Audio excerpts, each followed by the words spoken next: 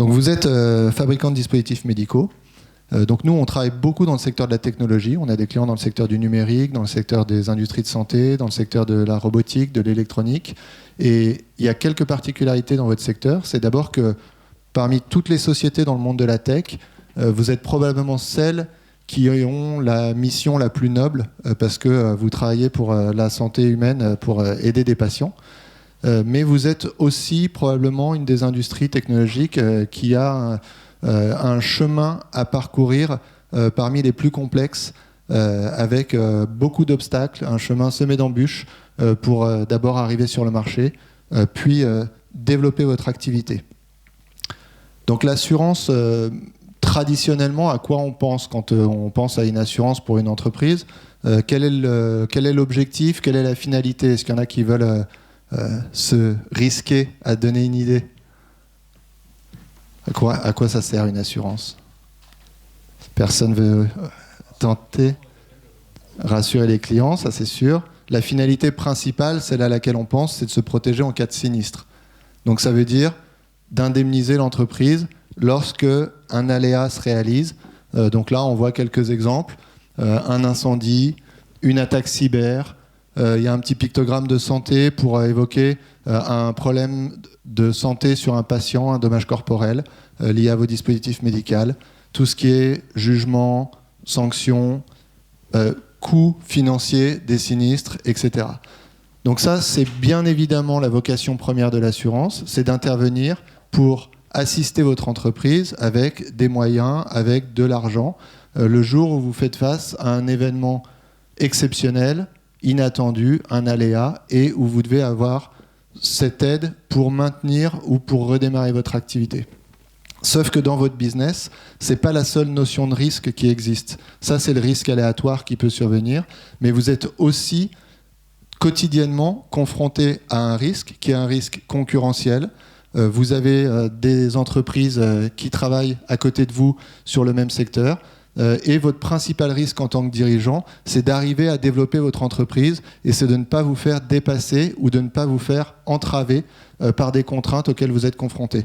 Et nous, en tant que professionnels de la maîtrise du risque, eh ben notre rôle, c'est pas seulement d'anticiper un aléa potentiel, mais c'est aussi de vous aider à surmonter ces risques du quotidien, de ne pas réussir votre aventure entrepreneuriale. Donc nous, on va vous aider à essayer de la réussir.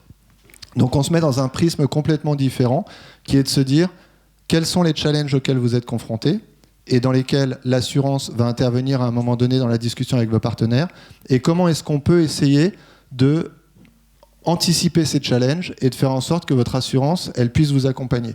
Donc parmi ceux-là, on voit dans les pictogrammes, il y a les aspects de R&D, il y a les aspects de développement international, il y a les aspects de conformité, et on les a un petit peu développés ici. Donc, les sujets qu'on a identifiés, nous, principalement, c'est d'abord, dans les premières phases de développement de l'entreprise, la recherche et développement, avec une obligation qui est de plus en plus prégnante pour les fabricants de dispositifs médicaux, c'est la recherche clinique. Aujourd'hui, avec le règlement, vous avez l'obligation, pour la plupart, de faire des études cliniques dont vous pouvez potentiellement être promoteur ou que vous pouvez faire en partenariat. Donc ça, c'est un sujet clé de votre développement qui vous permettra aussi d'accéder au marché à travers l'obtention de votre marquage chez eux et pour lequel il y a des contraintes fortes d'assurance avec des obligations réglementaires d'assurance. Vous avez ensuite la partie industrialisation pour ceux qui sont concernés.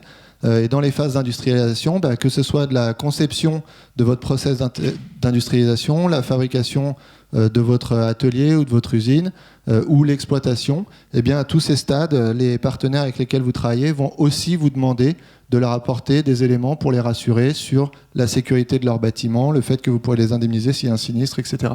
Ensuite, vous avez bien sûr la commercialisation avec le go-to-market qui inclut les phases préalables de certification.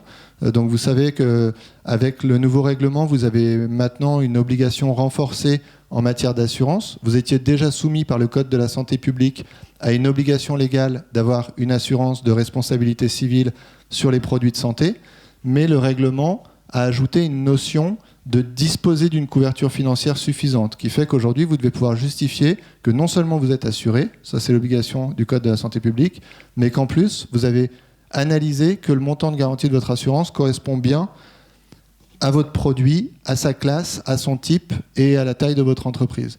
Donc ça, c'est des sujets sur lesquels pas mal d'entreprises peuvent être confrontées à un frein parce que les documents administratifs qui viennent prouver tout ce travail de diagnostic ne sont pas apportés de manière conforme en fonction des attentes des organismes notifiés. Ensuite, dans votre développement, une fois que vous avez votre certification, une fois que vous accédez au marché, vous allez devoir vous développer, notamment au travers de partenariats qui peuvent être soit des partenariats commerciaux avec des clients, qui peuvent être des partenariats de distribution, qui peuvent être des partenariats réglementaires avec des mandataires, par exemple, dans certaines zones géographiques pour distribuer en Suisse ou ailleurs, qui peuvent être aussi des partenariats industriels ou de R&D, ou que sais-je. Eh bien, à chaque fois que vous allez mettre en place ce genre de partenariat, vous allez, dans les contrats, dans les phases finales de négociation, être confronté à des demandes de responsabilité pour protéger les partenaires avec lesquels vous travaillez, pour les protéger eux et pour les protéger aussi contre les réclamations de l'utilisateur final ou de leur partenaire de second rang. Et ça sera associé à des demandes d'assurance. Alors, quand vous êtes dans un contrat assez simple, entre deux sociétés françaises sur des activités un peu comparables, en général, vous n'allez pas avoir des demandes extraordinaires en matière d'assurance. Mais si vous allez sur des sujets plus complexes, internationaux ou avec des grands groupes américains par exemple, eh bien vous pouvez vous retrouver dans des configurations où vous aurez 2-3 pages qui ne traitent que d'assurance dans votre contrat de partenariat ou dans votre contrat commercial.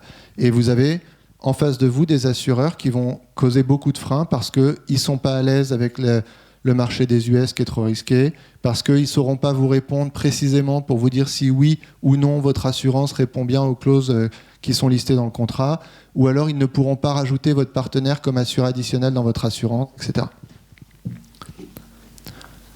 Ensuite, vous avez toute la partie financement de l'innovation qui se fait souvent sous forme de levée de fonds, mais il peut y avoir aussi des introductions en bourse pour des sociétés qui sont un peu plus avancées ou pour des sociétés qui sont très tech, qui nécessitent des gros financements.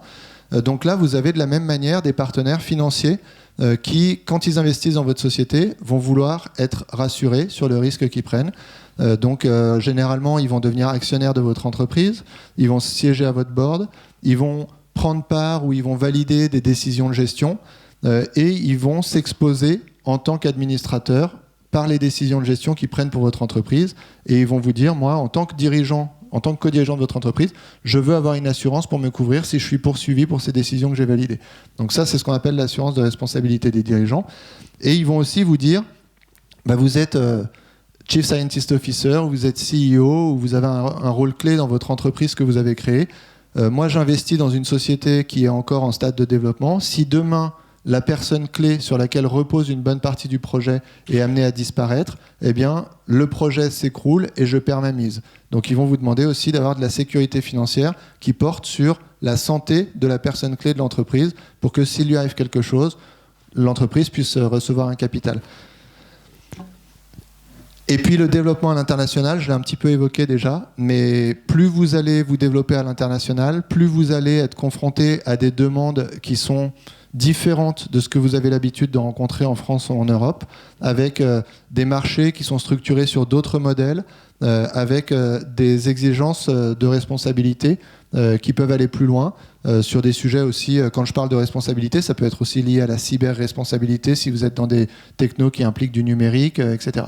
Et donc vous allez avoir besoin de trouver une adéquation entre ce que vous avez mis en place en France dans un modèle de marché français et dans une juridiction française, et vous allez devoir l'adapter pour que ça puisse répondre à des attentes qu'ont vos clients dans d'autres pays du monde et dans leur modèle juridique et culturel.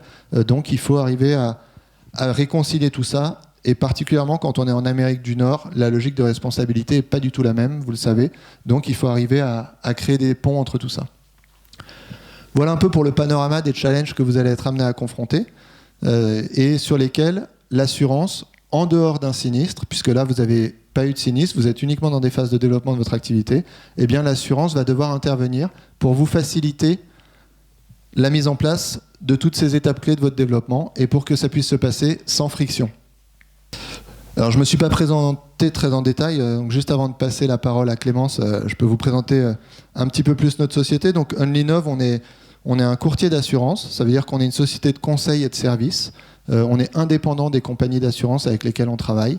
On travaille avec plus d'une quarantaine d'assureurs, parmi lesquels tous les leaders mondiaux du secteur des sciences de la vie et des technologies. Et on travaille dans 3 univers exclusivement qui sont tous technologiques. Le numérique au sens large, des éditeurs de logiciels, des sociétés de services numériques, le secteur de l'électronique et de la robotique, et les industries de santé, de medtech, de biotech, de labo-pharma, et de sociétés de services aussi destinées à la santé.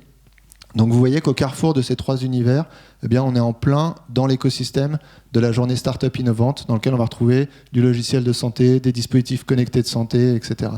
Et la combinaison de ces différentes caractéristiques, ça additionne des problématiques, ça additionne des sujets sensibles. On va être à la fois dans les obligations réglementaires d'un fabricant de dispositifs médicaux de disposer d'une couverture financière suffisante, mais on va aussi avoir des problématiques très technologiques liées au fait que c'est par exemple un logiciel et qu'il y a aussi des sujets de cybersécurité, etc. Donc voilà, notre expertise en tant que courtier, c'est d'arriver à concevoir des solutions qui répondent à l'ensemble de ces problématiques. On les présente ensuite à tous les assureurs avec lesquels on est partenaire pour que les assureurs soient le porteur du risque. Donc c'est eux qui apportent l'ingénierie financière, mais nous on conçoit les contrats et on conseille les entreprises avec lesquelles on travaille. Ça c'est notre cœur de métier.